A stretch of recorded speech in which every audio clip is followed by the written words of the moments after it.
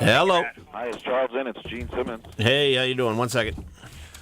Hi, Mr. Simmons. It's Charles Laquadera. How are you? Thanks for calling us. That's fine. Do you have a kid? Do you have some kids? You have like I got a kid, 16. I got a great story for you. I've got a 9 and I've got a 7. Okay, is a 9 a boy or a girl? 9 is boy. Okay, so I'm with my 14-year-old daughter 2 years ago in the Boston Garden. Then was it the Fleet Center or the Garden at that time? Fleet. Yeah, the new Fleet Center, right? And you guys are playing. And, there may or may not have been a little bit of some funny smell and smoke in the air. And my daughter leans over to me, and she says to me, Daddy, can I try some of that? I didn't know what to tell her. What the hell would you tell your kid? Absolutely not. I've never been high in my life, and nor drunk, and most people don't believe that stuff, but it doesn't matter. It's just a personal choice in life. I would say absolutely not. It's good, because that's what I told her, and I was afraid you were going to yell at me. No, absolutely not. I think the idea that, I think whether or not smoking hurts you or not in the short run is not even the point. It's just a dumb thing to do. I think if we're born with the idea of having 5 senses, why not use them all? yeah, anything that numbs that is Plus, it's illegal. Well, that's what he said to his daughter. Also, walking around nude. The idea of something being illegal is not necessarily bad. I mean, there's, farm animals can be very friendly too. So, but it's illegal. Well, that's what he said to his daughter was, see the guy down there on the stage spitting up the blood? He wouldn't do it. I don't want you to. If you just turning the radio on or if you're just waking up, it's WZLX. You'd have to be living under a rock to not know that the rock band Kiss are back in town for a 2-night stint at the Fleet Center. You can call Ticketmaster for your options, 931-2000 in the 617 or 508 area code. We wanted to get you the direct line on the whole spectacle. So this morning we're very happy to be talking with the one, the only, vocalist and bass player for Kiss, Gene Simmons. Good morning, Gene, and welcome to the Charles Laquadera Radio Hour. Wow, what an introduction! I feel magnificent. For the fans out there, whether they're doing the whole Kiss tour or you people out there are just there for the night, one thing's for sure: it's not an experience that you're gonna forget easily. Gene, tell the uninitiated who are listening what they'd be missing if they don't catch the show. Well, this has got to be a learning curve here for most people because nobody's ever seen this. This is the first time it's ever been done. We kicked off our tour at Dodger Stadium in Los Angeles and Halloween. It was also a TV special. But this is what this is. This is called the first 3D tour in history. When you get your tickets, you're also going to get a pair of glasses. No. 3D glasses? You got it. And we've got these massive screens, ginormous, all around the stage and back of us. Besides enough firepower to go to war against any third world country. That's bad, of course. Enough sound to knock off 5 pounds off of any fat girl within 1,000 yards of that stage. Monica Lewinsky, stay away from that stage. I don't mind Monica. I would do her before Bill would. Anyway, the basic idea is the very back seat, the 70,000th seat, way in the back, is always something that people think is way beyond the visual impact of a show. Not so this one, huh? No. When you get a close-up of my face on that screen, Gene Simmons' tongue is going to tickle your fancy. I'm going to get in your face like nothing you've ever seen. What I wanted to ask you was, the show starts at 7:30. My tickets say 7:30. We're planning on going there at 7 o'clock because I want to know, I want to see what's up with the Psycho Circus. What's up with that? Well, in some cities where we're allowed, where the fire marshals and the insurance let us do it. I'm not sure the Fleet Center is going to have this, but where we're allowed to do it, we have an actual circus right over the heads of people. People setting themselves on fire on bikes, the whole thing. I have to check to see whether or not this is allowed here because it's literally over the heads of people. Now, on the East Coast, the rules are much stricter. One of the concert halls had a roof that caved in. I think it was in Hartford. Right. So the officials got all kind of nervous, and I don't blame them. We don't have any beef with anybody who's got their own kind of agenda and authority going on. So we're not questioning it. But where we're allowed to do it, we do all kinds of over-the-top stuff, circus and fireworks and guys on bikes and all dressed bizarrely. And in New York, I know we're going to be able to do that. And in cities where we can't do that, we obviously make sure there's music and whatever else is allowed. Uh-huh.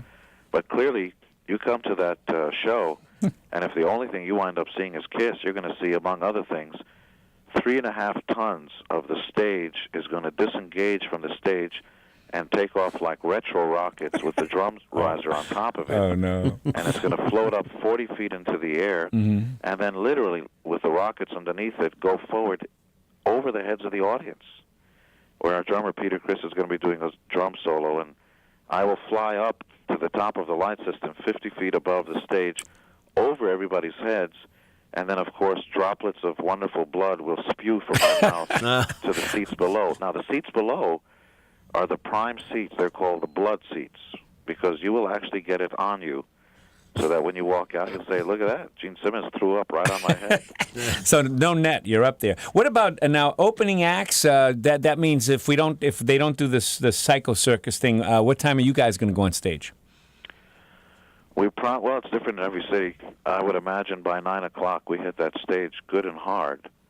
So what does Boston do if they don't have the Psycho Circus? What do they do between 7:30 and 9? We'll get brand new bands. We get new bands and lots of craziness.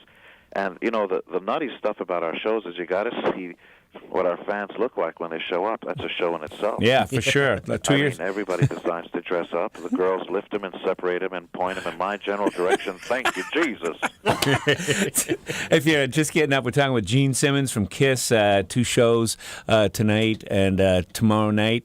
And this is actually the kickoff of the road tour. We've been actually rehearsing here yesterday. We've been here, and the city's been so nice to us. It's, Boston's really a special city here. So now, what do you do in Boston with your downtime? I get down. You get down. What in my downtime. You go to any clubs? Usually the clubs come to me. I mean, I'm a big fan of improving the relationships between the cities. And what better way than to offer a hand or another part of yourself just to make sure that you put a smile on somebody's face. So this is a family show now. Yeah, I understand from the way you're talking. So what's up with the set list? Is it going to change throughout the tour? Or do you guys have a certain order in place for the songs? The songs we had a set list in Los Angeles when we kicked off the tour at Dodger Stadium, and tonight and tomorrow night it will change. We're going to kick some different tunes around and try different things. Back in the 70s, Gene, did you guys ever hang with your fellow Casablanca acts, Village People, Funkadelic, Parliament, George Clinton? No. You didn't hang with them at all? No. I mean, we were so busy touring and doing the stuff. Donna Summer used to be my next-door neighbor in New York. I heard that story. I lived on top in the penthouse, and she lived on the first floor.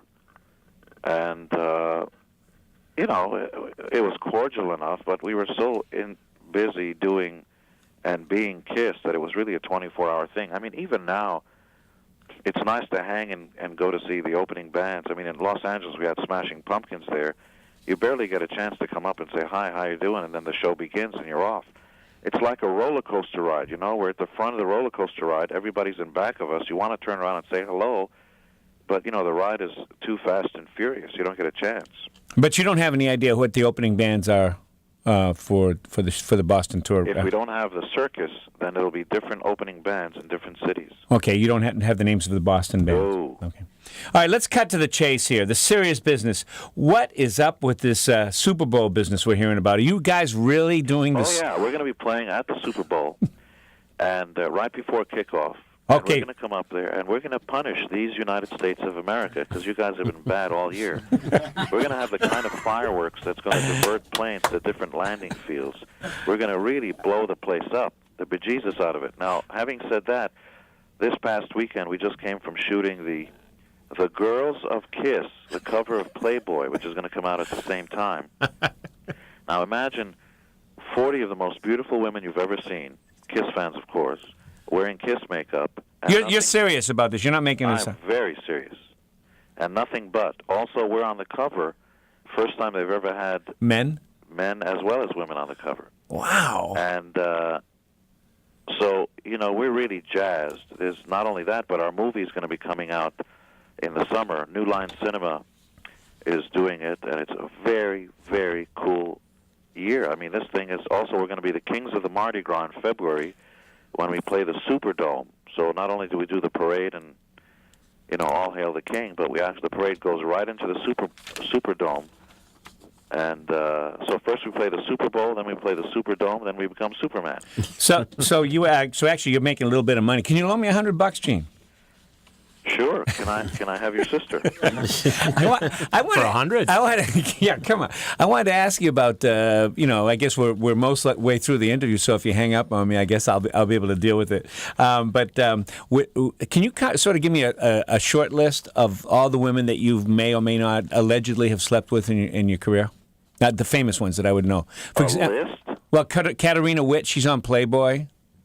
You want me to just name the names, or can you just give me a short list? What am I supposed to do? Name famous women? That you've slept with. It's a little embarrassing. I will say that I've had relationships with and cared about when we had the relationships, and still am in good terms with Cher, Diana Ross, and... Not Donna Summer when she was living downstairs. Not Donna, no. Okay. Donna was married. Okay. And I'm afraid to mention the other name. Just give me some initials then. B.B. Bridget Bardot? No. Someone newer, younger? Oh, yeah. B.B. Buell? Yes. Who knows this kid? Oh, God. I got to go back to the Super Bowl one quick time, Gene. You guys, are you going to lip sync it like all those other people do? Or are you really going to do it, or is it a little bit of both?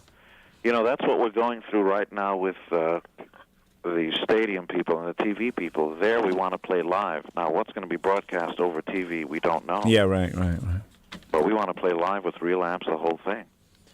And we really are going to do lots of damage. They want to have a lot of dancers and college kids running around in little, college fraternity things. We're going, no way. You're going to run out on that field with either nude carrying, flags or something. I mean, we want to make it into a spectacle. You think they'll go along with that? Oh, yeah, they're doing everything we want. I don't want to have this rah-rah kind of stuff. Get out of here. Fuck football, right? No, it's fine. I love football, but, when the guys, what is it about football we like? It's when the guys destroy each other, not the rah-rah stuff. Yay, team, get out of here. I want to blow stuff up and have fireworks shows. Now, on a different subject, I would just want to get your take on the Rolling Stones and the $300 tickets for this new tour. I love the Stones. Always have, ever since I was a kid. You got to remember, this is the last remaining band. I mean, when you think about it, there are very, very few bands around that have had the kind of history they have. And we're doing pretty good, too. I think any band, if you're living in a free economy, has a right to do anything they want and charge anything for it, and you have the right to go or not. And whether somebody likes it or doesn't like it is beside the point. And I support their right to do anything they want with their career in any shape, in any form, at any time. What about the poor Rolling Stones lover that's bought all their records and for years and years has listened to them, is on just a little one step over welfare, has got a wife and 6 kids. They can't go. I knew you were going to say that. They can't go. You know what? It's the same rules apply to a Rolls Royce. There's a Rolls Royce for sale that goes for $500,000. That's the price. And then you can use the same scenario. Well, what about the guy who can't afford it? He doesn't buy it. Or what about the guy who thinks it costs too much? He And doesn't it shouldn't cost that much. He doesn't buy He it. doesn't buy it. Thanks to Gene Simmons of KISS for talking with us. KISS are in town right now. Get your tickets for the Fleet Center by calling 617 or 508-931-2000. Be in on all the action. Thanks, Gene. Next time you got to come by and hang out, that'll be great. We'll provide the women. We'll provide the brunch. We'll provide everything. You just show up. You provide the women. I'll provide me. All right. Thanks, Gene, very, very much. That's very cool. Thank you. I appreciate it a lot. You bet. Okay. See you tonight.